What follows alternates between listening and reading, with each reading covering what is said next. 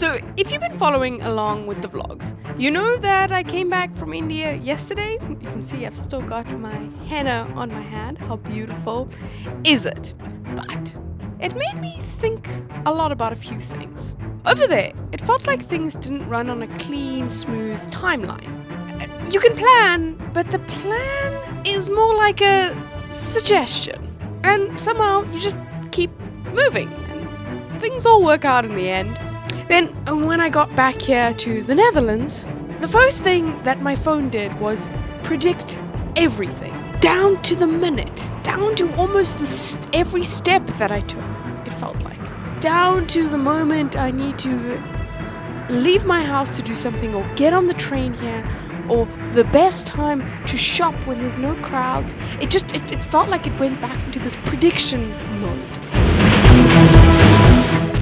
Most of our apps these days, or at least the ones we use most frequently, are built around predictability.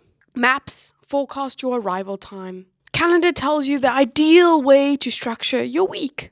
Your to-do app is always reminding you to do this stuff before you even have a chance to forget it. Even when typing a message, the phone, it finishes your sentence.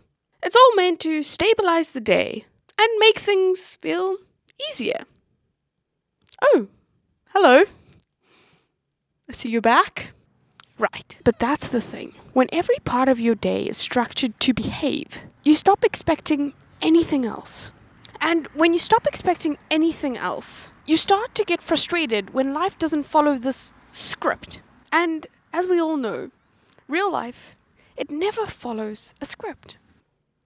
But there's a difference between life not following a script and everything being unpredictable all the time. India works. Obviously, I'm speaking very generally, but what I learned from my own personal experience is that you have to negotiate everything as you go along.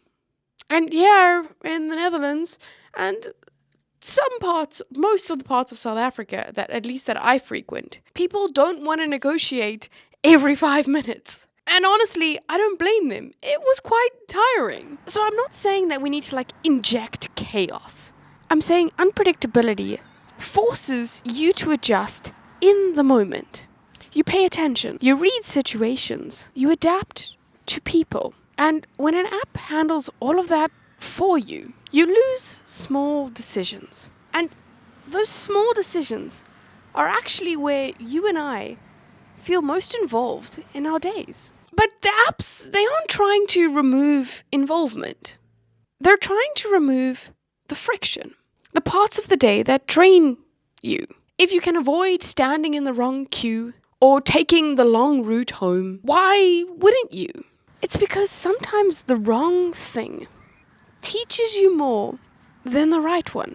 When everything is predicted, you move through this world with this underlying assumption that nothing unexpected is supposed to happen. And when something does happen, you're immediately thrown off. Not because it's bad or anything, because you weren't almost asked to handle these type of things anymore.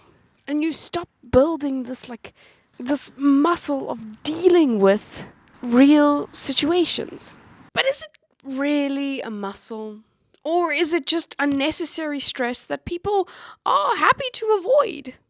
So it is actually a muscle. Not maybe in the anatomical sense, but in the metaphorical sense of when you stop using it, or when you use it less, the more deviation happens in life. It almost feels like it's a crisis moment. It's like body doesn't know how to handle it. You haven't been actively, continuously training that skill. And you can kind of see it everywhere. People get irritated when the bus is 3 minutes late. Or if the restaurant isn't exactly how the reviews portrayed it. Or someone replies later than one normally should on WhatsApp or something. You get slightly annoyed. And these expectations, they tighten. And when expectations tighten, tolerance, it shrinks. So you're saying prediction makes the world feel more controlled than it actually is? And we start believing in this illusion? Yeah, exactly.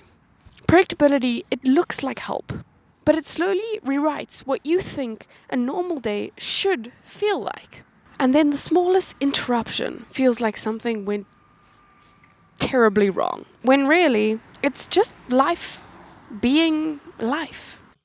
So it's very good to be back home here in the Netherlands, but I had the most wonderful time in India. I thoroughly enjoyed it. It was a great culture shock, and I love chaos as a person, and it just felt like there was chaos around every corner. And obviously, it's just my small snippet of India. India is massive.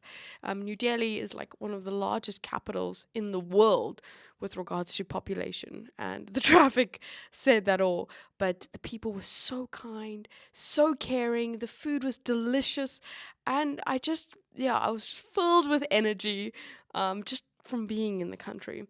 And I tried my hardest to immerse myself in the culture. But yeah. We're back to regularly scheduled Netherlands vlogs, at least for a little bit, but we're going back home soon. But thanks for coming along today, and I will see you tomorrow.